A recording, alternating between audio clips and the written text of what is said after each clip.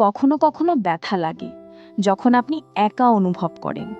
কখনো কখনো ব্যথা লাগে যখন আপনি সেই অন্ধকার জায়গায় থাকেন এবং আপনি অনুভব করেন যে আপনার সম্পর্কে কেউ ভাবে না। প্রথম জিনিস যা আপনাকে বুঝতে হবে তা হলো আপনাকে নিজেকে ভালোবাসতে হবে। এটি আত্মপ্রেমের বিষয়। বুঝতে শুরু করুন যে আপনি যদি আপনার জীবন নিয়ে কিছু করতে চান, তবে আপনাকে আবার নিজের প্রেমে পড়তে হবে। নিজের প্রতি ঘৃণা বন্ধ করুন। এমন কিছু করুন যা আপনাকে একজন ভালো মানুষ করে তুলবে। এই পৃথিবীতে একটি প্রভাব ফেলুন। এটিকে এমন কিছু মনে করবেন না যা আপনাকে অস্থায়ীভাবে করতে হবে।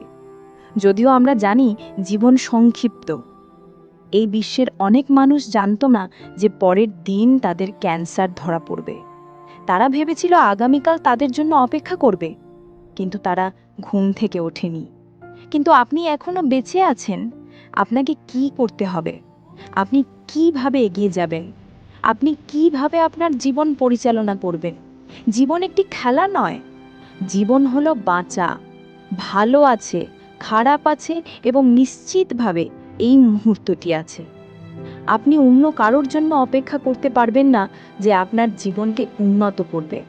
আপনাকে নিজের জীবনকে উন্নত করতে হবে। আপনাকে নিজের ওপর মনোযোগ দিতে হবে। এখন আমি বলছি না যে বাকিদের ভুলে যান, কিন্তু আমি আপনাকে বলছি সেই সব জিনিস থেকে মুক্তি পেতে যা আপনাকে শক্তিশালী করছে না, যা আপনাকে ভালো করছে না, যা আপনাকে দক্ষ করছে না, যা আপনাকে আরও ভালো জায়গায় নিয়ে যাচ্ছে না, যা আপনাকে সেই শক্তি দিচ্ছে না যা আপনার জীবন বাঁচানোর জন্য প্রয়োজন। কষ্ট হবে, কখনো কখনো কঠিন হবে, কিন্তু যখন কঠিন হবে আপনিও কঠিন হন। শুধু নিশ্চিত করুন যে আপনি আপনার চিহ্ন রাখছেন। নিশ্চিত করুন যে আপনি এই পৃথিবীতে আপনার চিহ্ন রাখছেন। কারণ কেউ আজ এটা করতে পারেনি, কিন্তু আপনি পেরেছেন। বাঁচতে থাকুন, শক্তিশালীভাবে বাঁচতে থাকুন। হাল ছাড়বেন না। এটা আগামীকাল কি হবে তা নিয়ে চিন্তা করার বিষয় নয়। কারণ অনুমান করুন, আগামীকাল আপনার বা আমার কাছে কিছুই ঋণী নয়। আসলে আগামীকাল ইতিমধ্যেই তার মন তৈরি করে ফেলেছে। আপনার এই মুহূর্তটি আছে।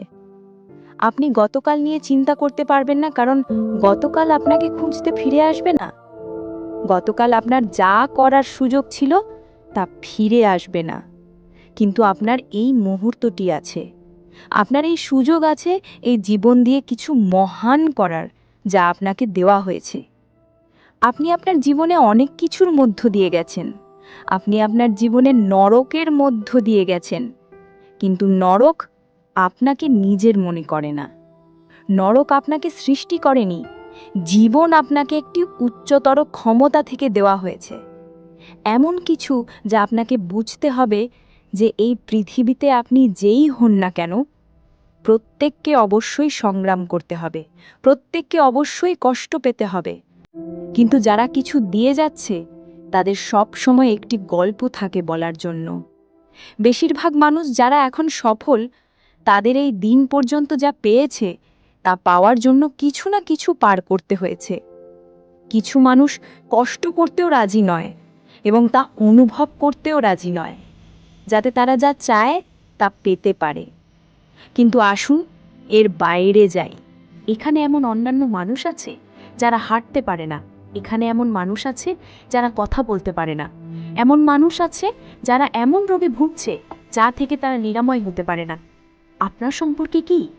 আপনার যে জীবন আছে তা নিয়ে আপনি কি করতে যাচ্ছেন? আপনি কিভাবে বাঁচবেন? আপনি কত দূর যাবেন? আপনি কি নিজের জন্য দুঃখ অনুভব করেন কারণ আপনার একটি খারাপ দিন যাচ্ছে?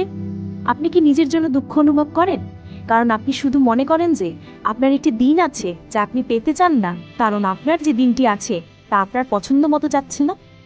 নাকি আপনি অনুভব করেন যে আপনি একটি পিঠ চাপড়ানোর যোগ্য কারণ আপনি একটি ভালো কাজ করেছেন?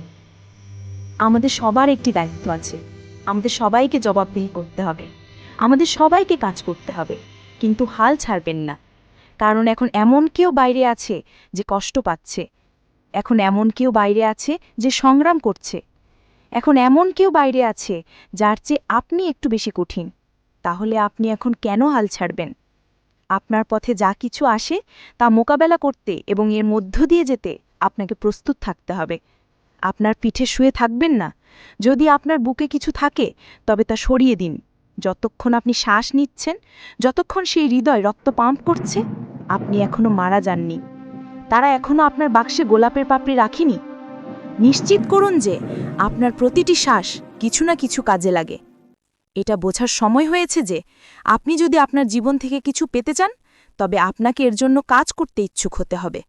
আপনি সত্যিই কতটা দিতে ইচ্ছুক? আপনি কি কষ্ট করতে প্রস্তুত? আপনি কি সংগ্রাম করতে প্রস্তুত? কারণ যদি আপনি সেই ব্যক্তি না হন, তবে আবার শুয়ে পড়ুন। যেখানে আছেন সেখানেই থাকুন, এগিয়ে যাবেন না, পেছনে যান। কিন্তু আপনি যদি সেই ব্যক্তি হন যা আপনি নিজেকে বলেন, আমাদের অপেক্ষা করার সময় নেই, কারণ সময় আপনার কাছে কিছুই ঋণী নয়। সময় আপনার সম্পর্কে ভাবছে না। সময় ইতিমধ্যে তার মন তৈরি করে ফেলেছে। আপনি কি করতে যাচ্ছেন?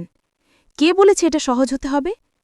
এর জন্য সাহস লাগে, এর জন্য অধ্যবসায় লাগে, এর জন্য ত্যাগ লাগে। নিজের জন্য দুঃখ করা বন্ধ করুন।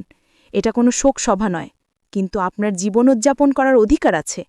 কারণ এটা ভালো হোক বা খারাপ, বেঁচে থাকার চেয়ে বড় আর কিছুই নেই। কারণ যদি আপনি বেঁচে থাকেন, তবে কিছু পরিবর্তন করার সম্ভাবনা আছে। কিন্তু শুধু পরিবর্তন করবেন না, এটাকে বিকশিত করুন। আরও ভালো কিছুতে বিকশিত করুন। এমন কিছু নিতে পারা যা অন্যদের কাছে কিছুই না হতে পারে, কিন্তু আপনার কাছে কিছু অর্থ হতে পারে। এই পৃথিবীতে এত মানুষ আছে যারা আপনাকে বিশ্বাস করে না, কিন্তু যখন আপনি বসে আছেন এবং মানুষ আপনার উপর বিশ্বাস করা নিয়ে চিন্তা করছেন, তখন কেন আপনি নিজের উপর বিশ্বাস করার উপর মনোযোগ দিবেন না?